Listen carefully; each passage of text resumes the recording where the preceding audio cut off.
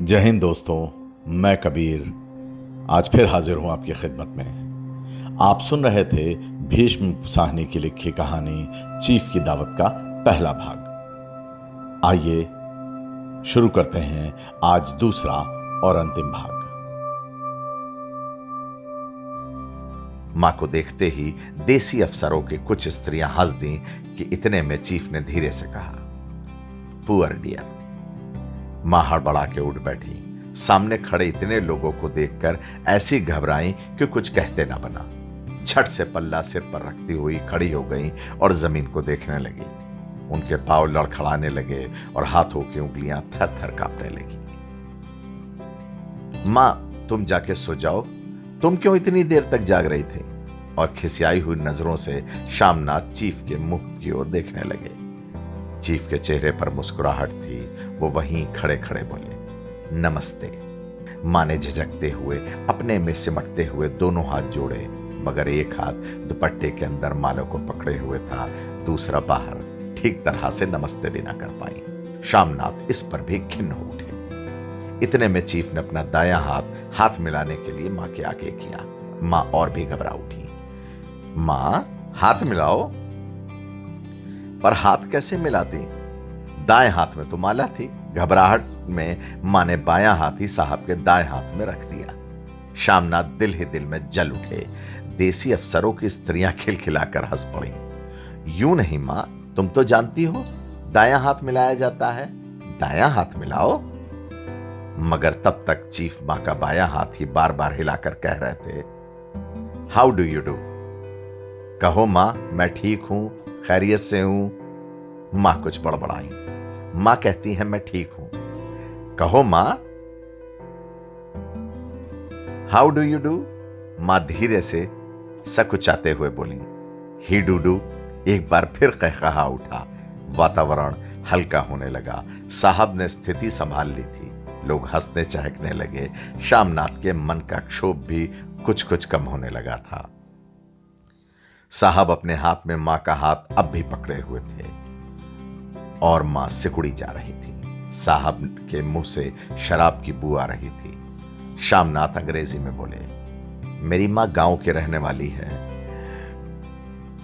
उम्र भर गांव में रही है, इसलिए आपसे लजाती हैं। साहब इस पर खुश नजर आए। बोले, सच? मुझे गांव के लोग बहुत पसंद है। तब तो तुम्हारी मां गांव के गीत और नाच भी जानती होंगी। चीफ खुशी से सिर हिलाते हुए मां को टिकटिकी बांधे देखने लगे। मां, साहब कहते हैं कोई गाना सुनाओ, कोई पुराना गीत। तुम्हें तो कितने याद होंगे। मां धीरे से बोली, मैं क्या गाऊंगी बेटा, मैंने कब गाया है। वाह मां, मेहमान का भी कहा कोई टालता है। साहब ने इतना रीझ के कहा है, नहीं गाओगी तो साहब बुरा मानेंगे। मैं क्या गाऊं बेटा, मुझे क्या आता है। वाह, कोई बढ़िया टप्पे सुना दो, दो पत्तर अनारा दे। देसी अफसर उनकी स्त्रियों ने इस सुझाव पर तालियां पीटी। मां कभी दीन दृष्टि से बेटे के चेहरे को देखती, कभी पास खड़ी बहू के चेहरे को। इतने में बेटे ने गंभीर आदेश भरे लिहाज में कहा, मां। इसके बाद हां या ना सवाल ही ना उठता था। मां बैठ गई और क्षीण, दुर्बल, लरजती आवाज में एक पुराना विवाह का गीत गाने लगी। हरियाणी माए हरियाणी बहने, हरियाते भागी भरिया है। देसी स्त्रियां खिलखिला के हंस उठी। 3 पंक्तियां गा के मां चुप हो गई।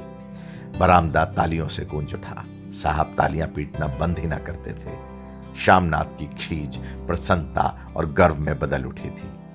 मां ने पार्टी में नया रंग भर दिया था। तालियां थमने पर साहब बोले, पंजाब के गांव की हस्तकारी है क्या?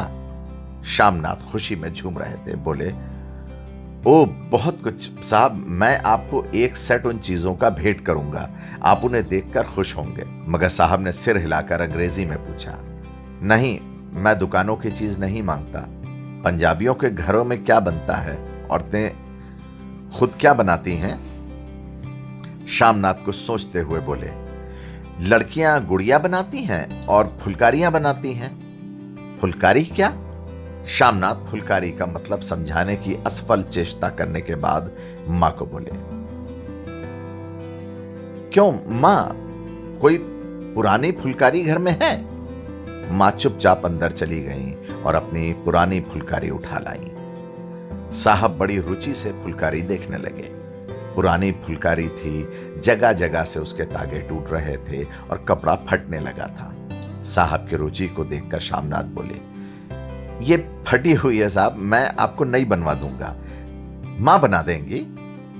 क्यों मां, साहब को फुलकारी बहुत पसंद है, इन्हें ऐसी ही फुलकारी बना दोगी ना?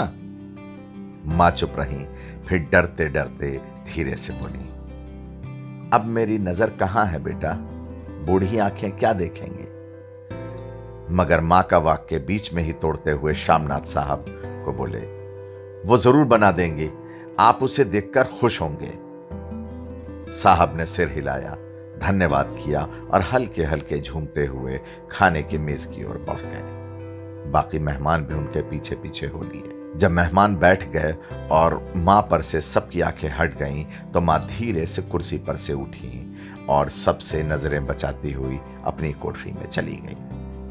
मगर कोठरी में बैठने की देर थी कि आंखों में छल छल आंसू बहने लगे।